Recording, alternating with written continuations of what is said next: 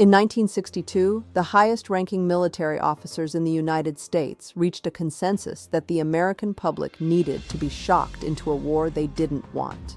They presented a plan to the White House that sounded like the fever dream of a dystopian novel, but it was drafted with the cold precision of a strategic briefing.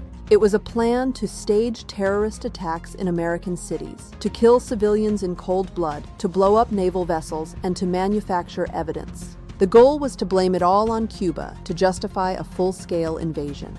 This was Operation Northwoods, and it was signed by the Joint Chiefs of Staff. Welcome back to the archives. I'm Sarah A. Morris. Today, we are opening a file that remained hidden in the deepest vaults of the Pentagon for 35 years. It is a proposal that challenges everything we think we know about the moral boundaries of institutional power during the height of the Cold War. To understand why such a plan was even considered, we have to look at the atmosphere of desperation that had taken hold inside the American military establishment following the catastrophic failure of the Bay of Pigs invasion in 1961. Castro was entrenched, and the United States appeared weakened in the eyes of the world. Inside the Pentagon, the military brass felt humiliated and marginalized. Castro emerged stronger, and U.S. involvement was exposed. Instead of weakening Cuba, the Pentagon weakened itself and ended up pushing Cuba closer to the Soviet Union. The architect of the Northwoods proposal was General Lyman Lemnitzer, the chairman of the Joint Chiefs of Staff. He was a man of absolute conviction.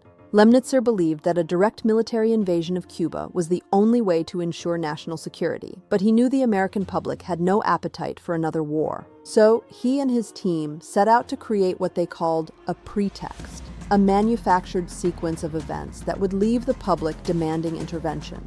A pretext, in military terms, isn't just a reason. It is a narrative constructed to move the lever of public opinion by force. It is the design of a tragedy. In the spring of 1962, the Joint Chiefs were ready to design that tragedy. They were ready to use fear as their primary strategic tool against their own citizens. The first proposal was the destruction of an American naval vessel in Guantanamo Bay. The plan suggested blowing up a ship and blaming the Cuban military. They would manufacture lists of casualties to circulate in the newspapers, ensuring that the emotional response from the public would be immediate and visceral.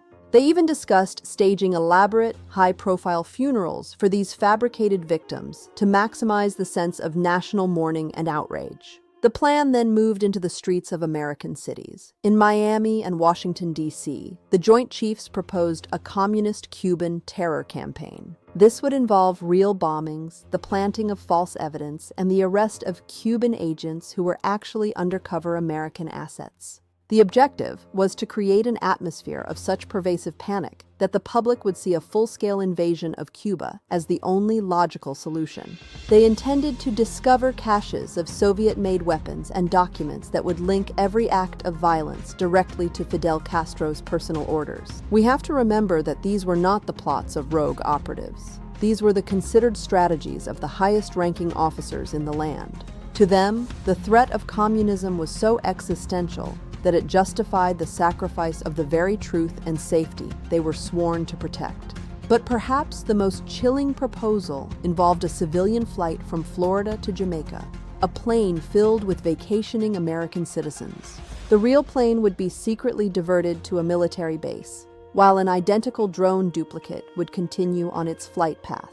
The drone would then be detonated over the ocean after broadcasting a fake distress call claiming it was under attack by Cuban fighter jets. The memo explicitly stated that casualties could be in the form of wounded or killed, acknowledging that innocent lives were a necessary price for the pretext.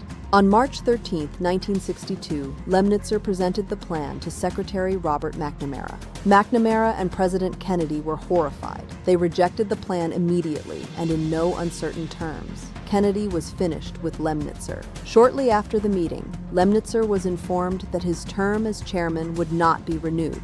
He was essentially exiled to a command in Europe. The proposal was quietly filed away, becoming a ghost in the institutional memory of the Pentagon, a what-if that the establishment hoped would stay buried. Operation Northwoods wasn't just shelved, it was disappeared. For decades, it existed only as a rumor among those who had seen the original memos. It would take an act of Congress and the investigation into a presidential assassination to finally force the truth into the hands of the public. In the late 1990s, the Assassination Records Review Board began declassifying thousands of documents related to the death of John F. Kennedy. Buried in those records were the full, unredacted plans for Operation Northwoods. Historians were stunned not just by the content, but by the level of approval. The signatures of every single branch chief, the heads of the Army, Navy, Air Force, and Marines, were on the final page of the memorandum. It was ready.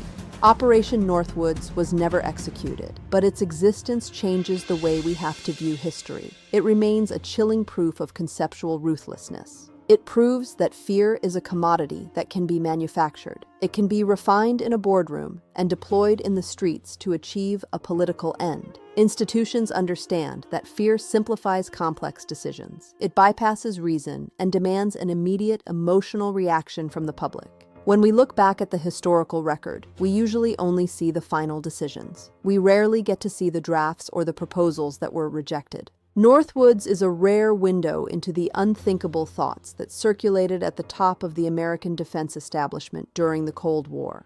It forces us into a difficult reevaluation of trust. How many other proposals like this remain hidden in the vaults, protected by the passage of time? How many strategies that changed our lives were shelved only because a single person, like Kennedy, had the courage to say no?